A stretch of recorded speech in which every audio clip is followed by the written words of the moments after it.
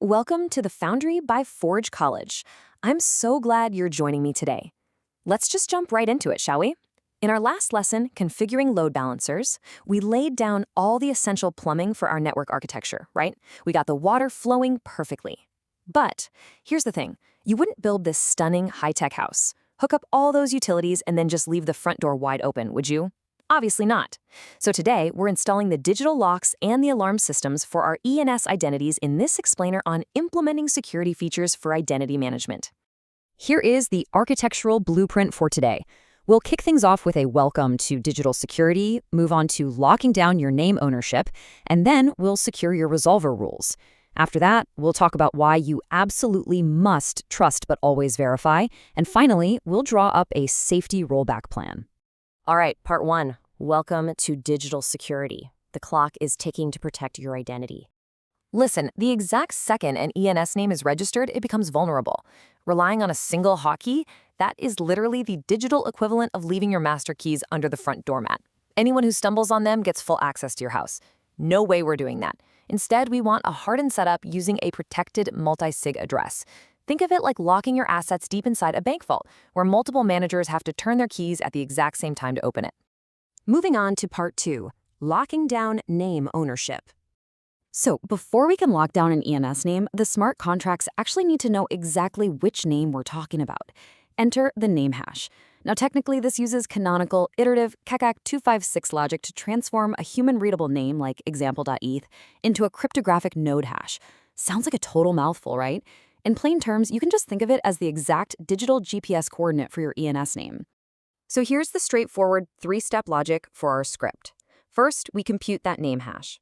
Second, and please, this is absolutely critical, we read the current owner to log the prior state before we change literally anything.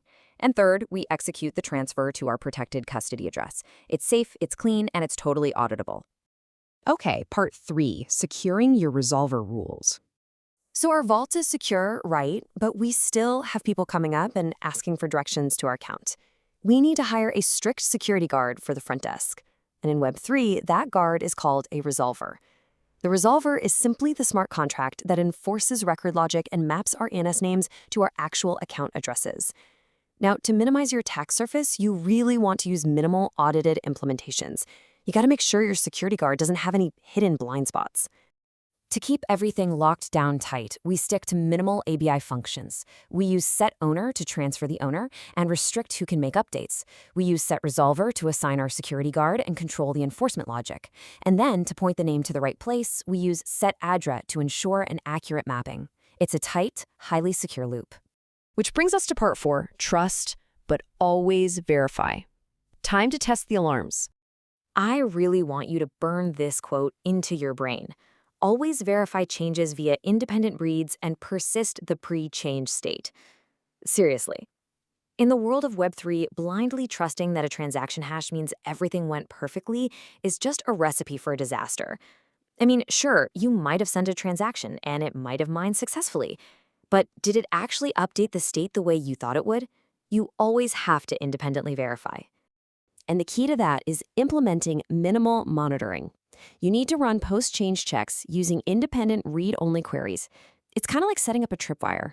By periodically reading the owner, resolver, and address and comparing them against your expected values, you are going to instantly know if some unexpected state change happens.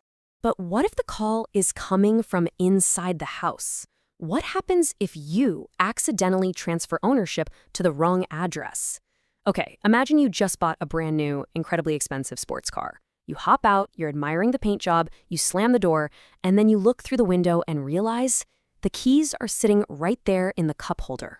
Yeah, in the smart contract world, transferring ownership to a typoed address permanently bricks that car. It is totally irreversible. And that brings us to part five, the safety rollback plan, building our digital fire escape.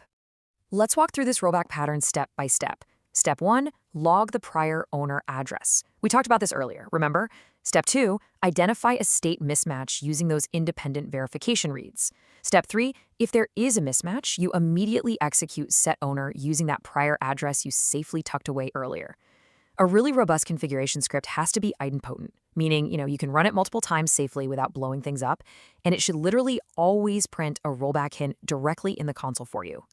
All right, let's wrap this up and summarize everything we've covered today with a quick checklist. First up, absolutely always test your scripts on testnets like Sepolia before you even think about touching mainnet. Second, transfer ownership of your ENS names to a protected multisig vault. Third, keep your attack surface tiny by using minimal ABIs for your resolvers. Fourth, verify every single change with independent reads. And finally, always print and keep a rollback plan. Guys, this is your definitive blueprint for hardening an ENS identity system. So, with your digital vault locked and your alarms fully armed, our next step will be diagnosing identity verification issues, where we're going to get into troubleshooting some tricky mismatches. If you're eager to master more Web3 engineering topics, definitely go check out forge.college to level up your skills. But hey, before you go, I want you to ask yourself something. If a single typo can lock you out of your digital identity forever, do you truly own it, or are you just borrowing it from the blockchain? Something to think about. I'll see you in the next explainer.